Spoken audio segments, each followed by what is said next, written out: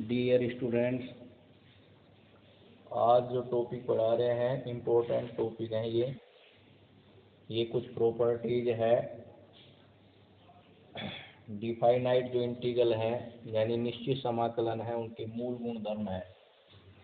देखो ये अपन को याद रखने हैं। निश्चित समाकलन के मूल गुणधर्म, ठीक है। बेसिक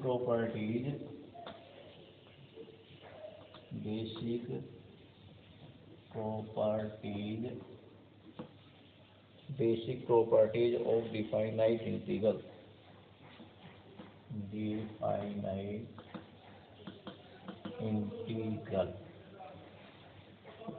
है ना। ये है अपने पास निश्चित जो समाकलन अपन पढ़ रहे हैं उनके कुछ मूल गुणधर्म हैं। जैसे पहला है, यहाँ पर इसमें P1 लिखा हुआ है। अपन को गुणधर्म याद करने हैं। कई बार क्या होता है, अपन P1, P2, P3, P4, P6 वगैरह याद करते हैं, ठीक है ना। फिर उसके बाद अपन में ओवरलैपिंग हो जाती है, तो अपन को तो प्रॉपर्टीज याद करनी है, ये याद नहीं करना P1 कौन सा है क्या नहीं है। क्योंकि अपन वहाँ पर जब सवाल करेंगे तो पूरा गुणधर्म याद है तो अपन उसका हवाला दे देंगे, इसके जरिए हमने ये किया, ठीक है ना। इसके जरिए हमने ये किया। जैसे P1 यहाँ पर दे रखा है कि इंटीग्रेशन ऑफ ए से बी एफ एक्स जो होता है dx होता है, ये बराबर क्या होता है, इंटीग्रेशन ऑफ ए से बी एफ टी डी, ठीक है। अब देखो ये जो है ना, ये निकाल के तुम देख लेना, लेकिन अपन को तो प्रॉपर्टी याद करनी है, केवल वो नहीं याद करना है कि कोई प्रॉपर्टीज को सरल नहीं करना है। लेकिन मैं थोड़ी देर के लिए बता देता हूँ। जैसे अपन यहाँ पर इसका LHS लेकर चलते हैं, ए से B f x d x. मान लीजिए इसका इंटीग्रेशन कैपिटल एफ एक्स है, ठीक है ना, ए से बी। आगे बात सुनिए, देखिए कि डी बाई डी एक्स, जब F x capital F x जो है ये इज इक्वल टू, मान लीजिए इसका डिफरेंशिएशन ये है, तो इसका इंटीग्रेशन जो होगा वो क्या होगा, ये इंटीग्रेशन सी हो जाएगा, ये एफ एक्स होगा प्लस सी हो जाएगा, ठीक है ना, प्लस सी होता है। तो इस तरह से, लेकिन यहाँ निश्चित समाकलन है इसलिए यहाँ लिमिट दी गई है, यहाँ सी नहीं रखते हैं। अब क्या हो गया, अपन लिमिट रखते हैं f B minus F a, ये आ गया। इसी तरह से जैसे आर एफ एस अपन ने लिया, इंटीग्रेशन ऑफ ए से B F T D T is equal to F T A से बी, और इसका रखते हैं तो वही F B minus F A आ जाता है, F B minus F A आ जाता है। अब देखो ये दोनों क्या है, बराबर है, इसलिए क्या हो गया, एल एच एस है वो बराबर किसके है, आर एच एस के, किसके है, आर एच एस के, ठीक है। तो ये जब बराबर है तो ये इसकी बराबर होगा, ठीक है। तो इस प्रकार से अपन करते हैं। अब देखो ये P1 प्रॉपर्टीज थी, अब मैं प्रॉपर्टीज बता रहा हूँ आपको। अब P2 जैसे है वो अपने पास क्या है कि यदि किसी इंटीग्रेशन के अंदर, निश्चित समाकलन के अंदर एफ एक्स जैसे है डी एक्स है, अगर इनकी लिमिट चेंज कर दी जाती है, लोअर लिमिट को अपर लिमिट, अपर लिमिट को लोअर लिमिट कर दी जाती है, तो माइनस चिन्ह बाहर आ जाता है, बी से A F x d x. ये ध्यान रखना है कि किसी भी अपर लिमिट को, किसी भी निश्चित समाकलन में अपर लिमिट को लोअर लिमिट और लोअर लिमिट को अपर लिमिट बना दिया जाता है, तो उसमें उस फलन में माइनस चिन्ह बाहर आ जाता है, ठीक है ना। तो ये इसी प्रकार जैसे अभी अपन ने निकाला था, एफ बी माइनस ए आ जाएगा, F B minus F A आ जाएगा, उसका माइनस बाहर लेंगे तो F A into F B आ जाएगा, ये ही आ जाएगा, ठीक है ना।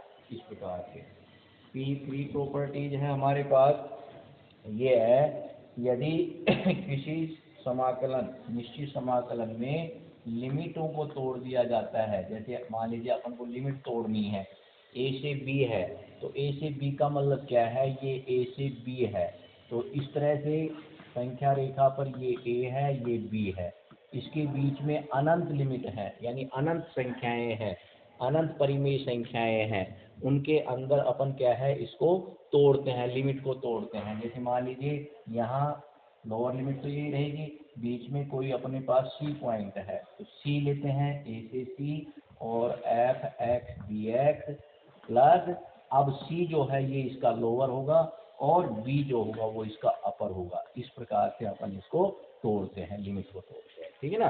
तो इस प्रकार से अपन लिमिट को तोड़ते हैं। तो ये पी क्या है P2, और यहाँ पर जहाँ पर क्या है, यहाँ या जहाँ A B से छोटा है, B C से छोटा है, ठीक है ना। ये A इस B से छोटा है और B है, ये C है, ये B से छोटा है, ठीक है ना। तो ये लोअर लिमिट, ये upper limit, lower limit, upper limit, इस प्रकार से होती है, ठीक है। उसके बाद आता है P3। आज मैं केवल प्रॉपर्टीज ही बताऊंगा, इनको आपको याद करना है पहले, उसके बाद फिर आगे चलेंगे, ठीक है ना। ये P2 आ गया, P3 आ गया, ये P4 आ गया, ठीक है।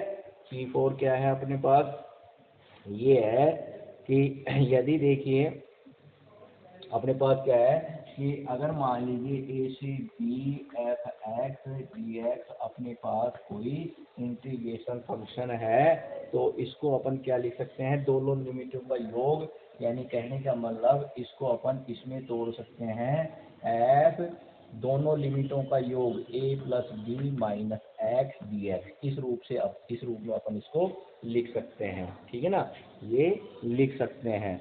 उसके बाद देखिए P5 देखिए,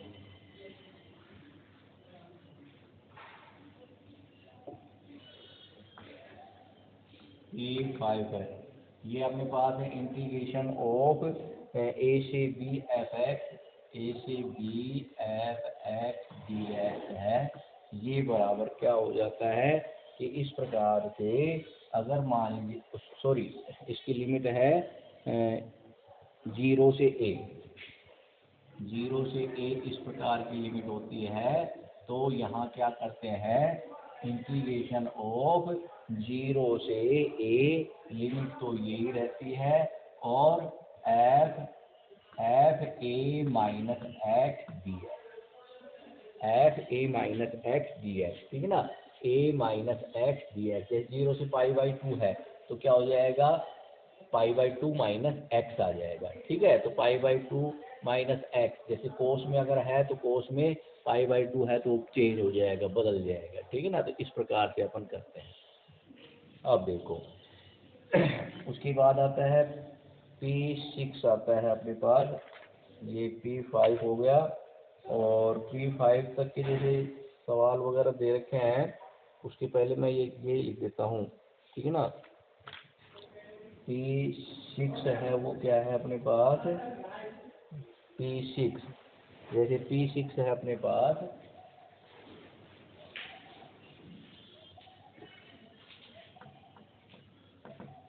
इंटीग्रेशन ऑफ अपने पास है 0 से n a अगर लिमिट है, और एफ एक्स डी एक्स अगर दे रखा है, तो इसमें n जो है वो क्या आ जाएगा, बाहर आ जाएगा, और लिमिट 0 से a हो जाएगी। जैसे 2 है तो 2 बाहर आ जाएगा, यहाँ 2a है तो 2 बाहर आ जाएगा, और 0 से a लिमिट आ जाएगी, और एफ एक्स डी एक्स आ जाएगा, ठीक है ना, एफ एक्स डी एक्स। ये इस प्रकार से जब ये होता है 0 से n a, n का मान क्या है, ये क्या है अपने पास n नेचुरल नंबर, प्राकृतिक नंबर, 1 2 3 4 5 6 7 8 जो भी हैं, ठीक है ना। तो जैसे 0 से यहाँ 2 है तो 2a आ गया, यहाँ पर क्या है 2 बाहर आ जाएगा, 0 से a F x d x हो जाएगा, ठीक है। उसके बाद देखिए P7, देखिए P7 अपने पास है, ये P7 है अपने पास, यदि लिमिट माइनस a से a, यहाँ माइनस a माइनस π/4 से π/4, माइनस π/2 से π/2, माइनस 2 से माइनस 2 प्लस 2, माइनस 4 से प्लस के 4, इस तरह की लिमिट होती है, ठीक है ना। अगर ये होती है एफ एक्स डी एक्स होती है, तो इसमें क्या होता है, अब दो चीज़ें आती हैं, क्या आती हैं, दो चीज़ें आती हैं, जब क्या है कि समफलन इवन और ओड आता है, ठीक है ना, सम और विषम फलन होते हैं, तो देखिए सम फलन कब होता है, ध्यान देना, जब यदि मान लीजिए यहाँ पर एफ एक्स जो है वो अपन लेकर चलते हैं, उसमें एफ की जगह जैसे एफ एक्स लिख देता हूँ, दो इंटीग्रेशन ऑफ 0 से A F x d x, यानी ये कब होगा, जब क्या होगा कि सम फलन होगा, यानी एफ एक्स क्या होगा, सम फलन होगा, एफ एक्स सम फलन होगा। अब सम फलन के ये कंडीशन क्या है कि जब एफ एक्स का मान माइनस एक्स रखते हैं फलन के अंदर एक्स का मान माइनस एक्स रखते हैं और वो धनात्मक एफ एक्स आ जाता है, तो वो सम फलन होता है। कैसा फलन होता है, सम फलन होता है। ठीक है, अब इसी के अंदर क्या है कि जब माइनस ए से ए होती है एफ एक्स, अपन दोनों एक साथ लिखेंगे, मैंने अलग अलग लिखे यहाँ पे, इसका मान 0 होगा। कब होगा, जब विषम फलन होगा। और विषम फलन में क्या है, जब एफ एक्स विषम फलन होगा, विषम फलन होगा, विषम को बोलते हैं और सम को बोलते हैं इवन। ठीक है, इसकी कंडीशन क्या है कि जब एफ माइनस एक्स रखते हैं तो माइनस एफ एक्स अगर आ जाता है, माइनस एफ एक्स आता है, तो फिर क्या होगा, वो विषम फलन होगा और उस कंडीशन में इसका मान 0 होगा। ठीक है ना। अब क्या था कि एक बार 2-3 साल पहले एक सवाल आ गया, छोटा सा सवाल था, जिसके अंदर क्या था कि ज़्यादा लंबा सवाल नहीं था, इस तरह फलन दिया गया था, फलन के अंदर केवल ओड और इवन प्राप्त करना था। अब वहाँ पर विषम फलन था, 0 उत्तर आ रहे थे। ठीक है, 2 स्टेप लिखनी पड़ती थी कि जब एफ एक्स विषम फलन है, ये जांच करने के लिए एक्स का मान माइनस एक्स रख करके वहाँ पर क्या करना था, रखना था, और ये देखना था कि इसका मान माइनस एफ एक्स आता है या प्लस एफ एक्स आता है। ठीक है, अगर प्लस एफ एक्स आता है तो इवन होगा तो ये कंडीशन आएगी, तो अपन को आगे चलना होगा, सवाल को सरल करना होगा। ठीक है, और अगर मान लीजिए विषम फलन है तो जो ओड फलन है, ओड फंक्शन होता है, तो विषम फलन होता है, उस समय क्या है कि एफ माइनस एक्स रखते ही माइनस एफ एक्स आ जाता है, तो फिर अपन वहां पर लिख देते हैं, क्योंकि दिया गया फलन विषम फलन है, इसलिए इसका मान 0 के बराबर होगा। ठीक है ना, बराबर 0 रख देते हैं, वो आंसर आ जाता है। ठीक है, तो ये इंपॉर्टेंट प्रॉपर्टी है, ये इसको याद रखना है। ठीक है बेटा। हाँ, तो अब इसके बाद P7 है, P8 है, लास्ट है अपने पास P8।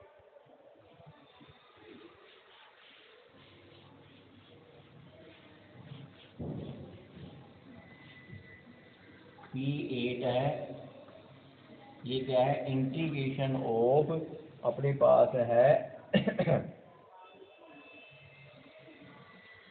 इंटीग्रेशन ऑफ 0 से 2a, उसमें क्या था, उसमें माइनस ए से ए था 7 वाली में, यहाँ 0 से 2a F x d x है।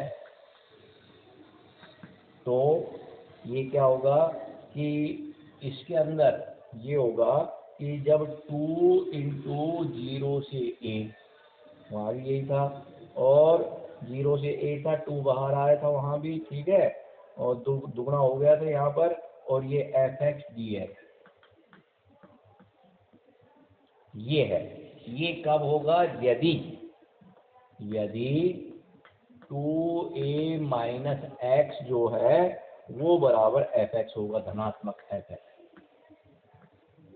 यानी 2a यहाँ जैसे π/2 है, π/2 है, तो 2a π/2 से 2 यानी पाई माइनस एक्स का मान निकालते हैं उसके अंदर, और वो एफ एक्स धनात्मक आ जाता है, तो फिर क्या होगा, ये दुगना 0 से इसकी लिमिट आधी हो जाएगी, अपर लिमिट आधी हो जाएगी, और एफ एक्स डी एक्स बन जाएगा। ठीक है, अगर ये आता है तो ये कंडीशन निकाल करके देखेंगे वहाँ पर।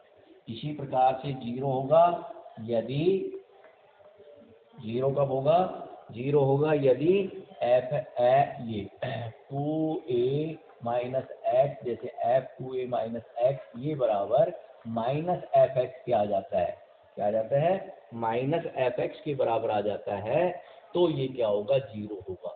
वहाँ पर क्या था, ओड और इवन और ओड था। इवन कंडीशन में क्या था, यहाँ 0 माइनस ए से ए था, लिमिट माइनस ए से ए थी, ठीक है ना। तो माइनस ए से ए थी, तो वहां पर क्या किया था अपन ने, लिमिट 0 से ए बन गई थी और दुगना हो गया था और एफ एक्स डी एक्स हो गया था। केवल इतना था वहां पर क्या था, एफ माइनस एक्स लिखा, तो प्लस का एफ एक्स प्राप्त होने पर अपन का क्या है कि वो इवन कंडीशन मिलती थी। तो यहाँ भी वो इवन और वाली कंडीशन है।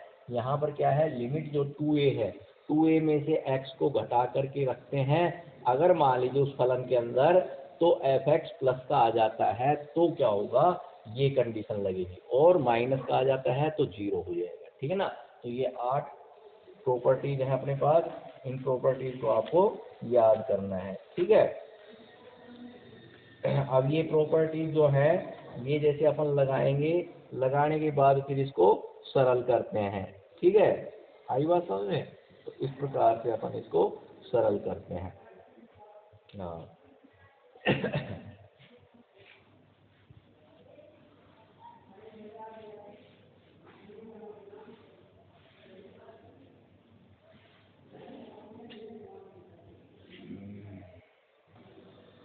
हाँ बेटा देखो, अब एक्सरसाइज 10.3 में चल रहे हैं। इसका क्वेश्चन नंबर 1 है, जो अपन सॉल्यूशन लिख देते हैं। तो ये क्या है, ये दे रखा है इंटीग्रेशन ऑफ -2 से 2 modulus of 2x plus 3 dx। इसको करते हैं अपन, ध्यान देना अब थोड़ी देर के लिए। बहुत ही आसान सवाल है, थोड़ा सा समझने की बात है। देखो हमने आपको बताया था, अब यहाँ माइनस से प्लस है, लिमिट को तोड़ देते हैं तो क्या हो जाता है, लिमिट ऑफ -2 से, और ये देखो अब ये लिमिट कैसे तोड़ते हैं, यहाँ 2x क्या है, 2x मैं यहाँ पे लिख देता हूँ, तो इसमें थोड़ा समझा देता हूँ। यहाँ जो है वो 2x प्लस 3 है, इसको 0 के बराबर रखते हैं, तो क्या आ जाता है, 2x is equal to -3, this implies that x बराबर -3/2।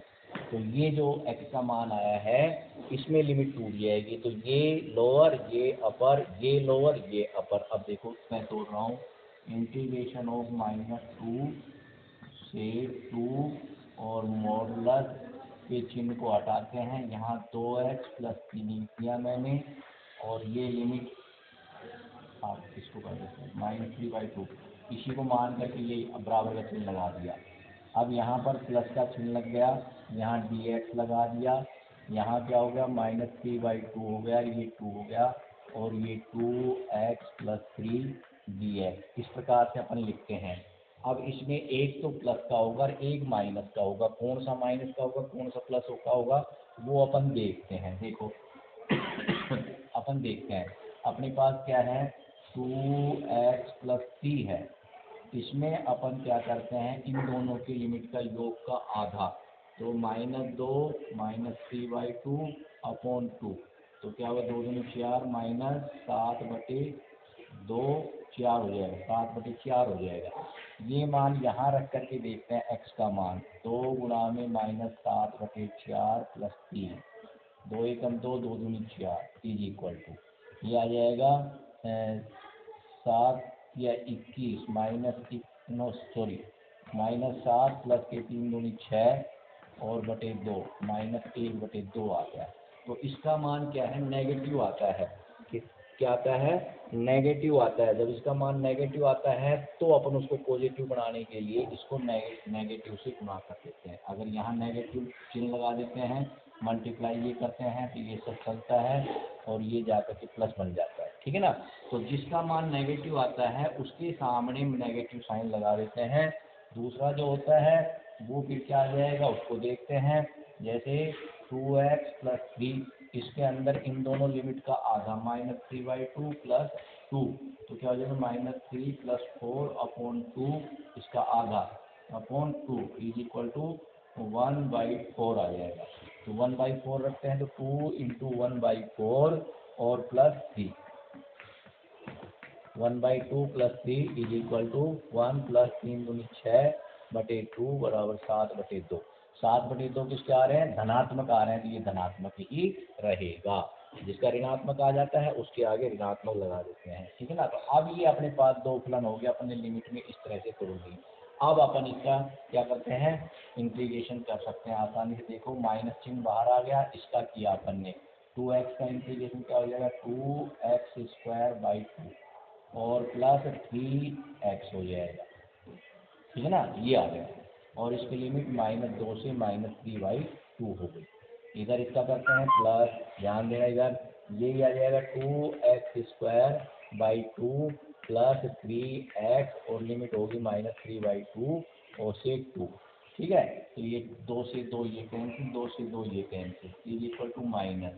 ध्यान देना यहाँ पर लिमिट रखी, पहले अपर लिमिट को रखे हैं, यहाँ पर रखा -3/2 का होल स्क्वायर प्लस 3 गुणा में -3/2 लिख दिया अपर लिमिट। उसके बाद क्या है? उसके बाद इसका फोन आ रहा है ये, उसके बाद क्या है?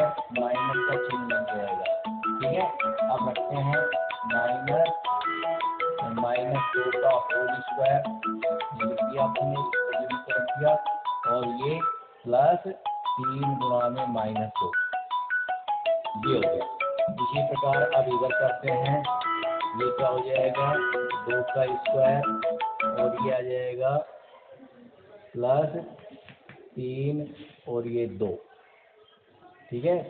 3 गुणा में 2 माइनस -3 का स्क्वायर प्लस 3 गुणा में -3/2 का स्क्वायर।